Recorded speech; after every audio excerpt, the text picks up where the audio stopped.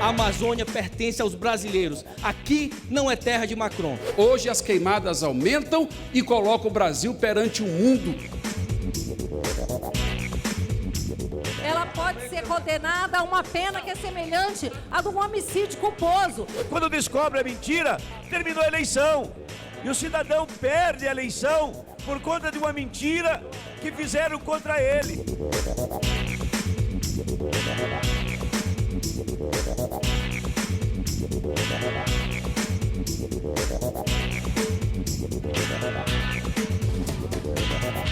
No plenário da Câmara dos Deputados, a semana começou com a repercussão do assunto que dominou a opinião pública brasileira nos últimos dias: as queimadas na Amazônia. A Amazônia é nossa, a soberania é nossa.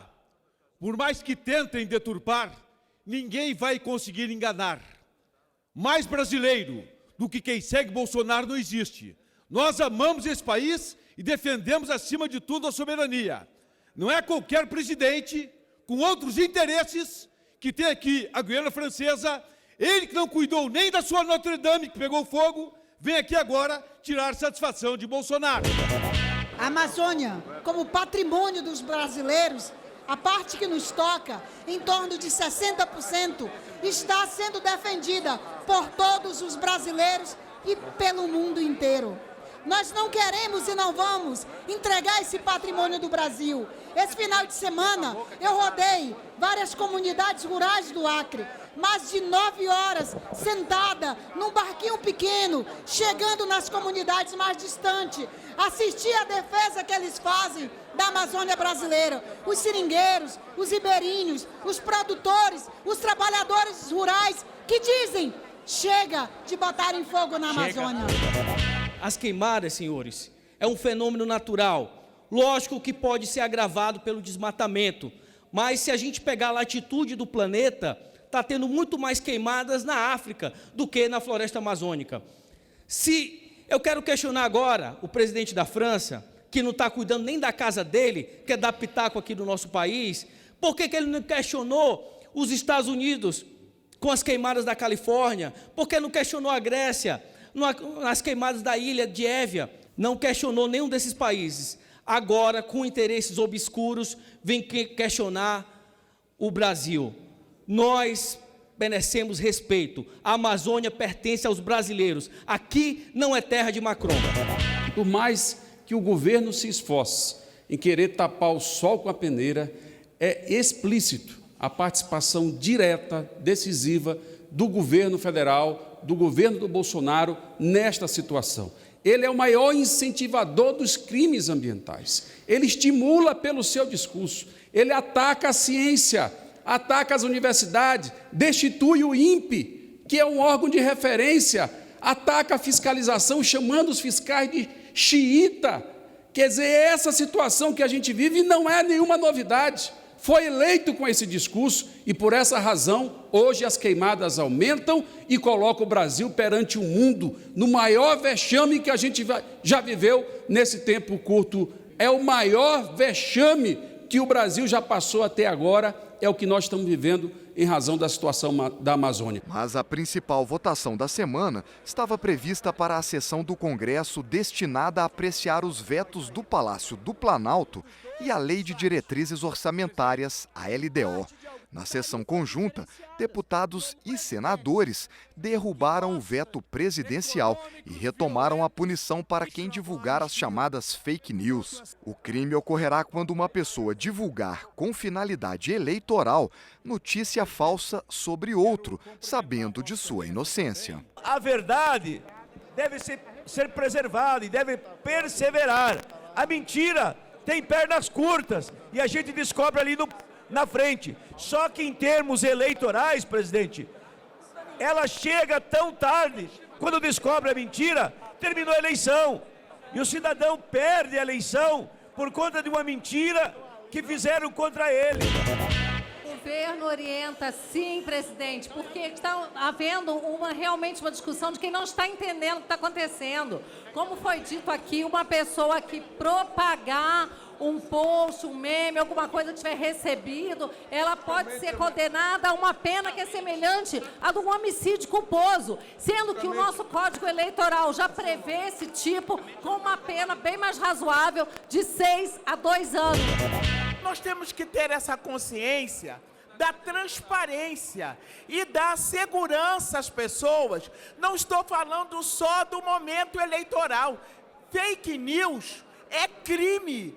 É crime na medida em que ele prejudica uma organização familiar, ele prejudica uma relação de trabalho e ele prejudica também no momento eleitoral.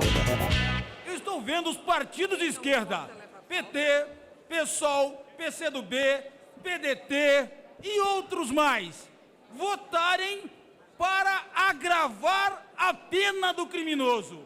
Pela primeira vez na história dessa casa, eu vejo a esquerda votando para lotar os nossos presídios. Isso, aquele que fizer hoje qualquer fake news, ele vai para a cadeia. Outros 3 vetos foram mantidos pelos parlamentares. Entre eles está o veto a projeto que tornava obrigatória a prestação de assistência odontológica a pacientes em regime de internação hospitalar, aos portadores de doenças crônicas e aos pacientes em regime de atendimento domiciliar. Quando a gente vê uma votação como essa, a gente entende por que o Brasil é um país pobre e com um Estado falido, e onde aqueles que são mais ricos são aqueles que vivem às custas do Estado.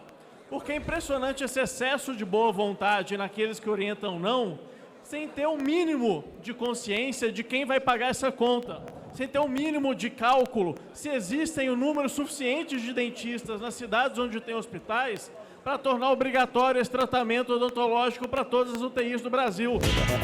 PSB entende que esse veto presidencial é um absurdo, porque nós estamos falando de pessoas que estão internadas no hospital, que podem estar numa UTI, que tem uma dor crônica de dente, e ela não vai ter o direito a uma assistência odontológica. É um absurdo a gente não derrubar esse veto aqui. Diversos partidos que fizeram orientação não, governam cidades e estados desse Brasil. E nestes mesmos estados e cidades, não tem dentista para poder atender o povo. Não tem no posto de saúde e não tem na rede estadual. Você está querendo obrigar por lei que tenha um dentista de plantão dentro da UTI, quando a população não tem acesso a tratamento dentário. É evidente que a saúde ela é importante também pelo viés do tratamento odontológico, mas não obrigando o profissional que já é escasso para a população a ficar esperando dentro de uma UTI. Se você precisa do profissional, do dentista na UTI, você convoca. Se a saúde bucal é essencial, inclusive para as pessoas sãs, mais essencial é para as pessoas doentes que estão em UTIs. É óbvio. Manter o veto aqui é dizer não à saúde humana. Somos favoráveis à odontologia nas UTIs, mas existem outros colegas que não são. E, portanto, como não há consenso, havendo dissenso, o PSD libera a bancada. A gente está falando aqui de um projeto que foi aprovado e este ponto que foi vetado trata simplesmente de quase 750 milhões a mais de despesa por ano. De onde vai sair esse valor? De onde vai sair esse dinheiro? Ninguém aqui está desconsiderando a importância da saúde bucal ou isso e aquilo, como a oposição está falando. A todo o nosso respeito e consideração. Agora, cada centavo de dinheiro que é gasto com qualquer serviço nesse país sai do bolso da população brasileira. Na mesma sessão, também foi discutida a polêmica questão do fim da cobrança de bagagem pelas companhias aéreas. A apreciação deste veto do presidente Jair Bolsonaro ficou para a próxima sessão do Congresso. Todos nós sabemos que nos últimos tempos os preços das passagens subiram e muito, mas não foi por causa das bagagens. Pelo contrário, não precisar eu pagar pela bagagem despachada pelo outro quando eu não despacho, mantém o preço mais baixo na tarifa light, que é aquela que a maior parte da população compra e vai parar de comprar se passar a cobrar bagagem nova, a tarifa light. O que é que se pretende neste momento? É que a Câmara dos Deputados e o Senado, o senador Rogério, digam ao Brasil de que lado nós estamos. Se nós estamos do lado do consumidor brasileiro, se nós estamos ao lado do povo que entra numa aeronave e muitas vezes é humilhado na porta do avião para ter que medir a sua bagagem, ou se esta casa vai ceder às pressões das companhias aéreas. Que a gente mantenha o veto do presidente para que a gente diminua o custo do turismo no Brasil, para que haja uma concorrência maior entre as companhias aéreas. Muitas companhias querem vir para cá e no mundo todo é cobrada a bagagem. E se não cobrar aqui, vai inibir a vinda de novas companhias e vai aumentar o custo do turismo nacional. 2 anos atrás eu estava aqui, quando me disseram que se votássemos para começar as cobranças das bagagens, as passagens baixariam os preços. Os preços só subiram. Nenhum dos compromissos assumidos aqui com o parlamento à época foram cumpridos. É por isso que eu, com todo respeito, votarei pela derrubada desse veto, porque estou aqui para defender o interesse do povo brasileiro, em especial dos consumidores, daqueles que se transportam nas companhias aéreas brasileiras. Outros 6 vetos a projeto de lei deverão ser votados na sessão que vem, assim como a Lei de Diretrizes Orçamentárias.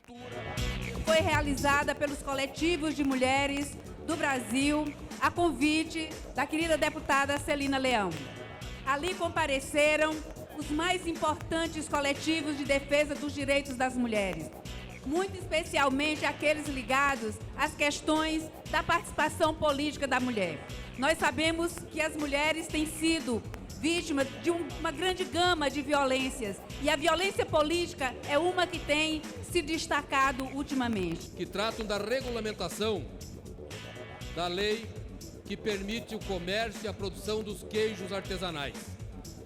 Isso foi uma luta, presidente, que foi vencida com muito custo, com muito suor e que teve finalmente um desfecho animador para os nossos produtores de leite, para os produtores de queijo e que agora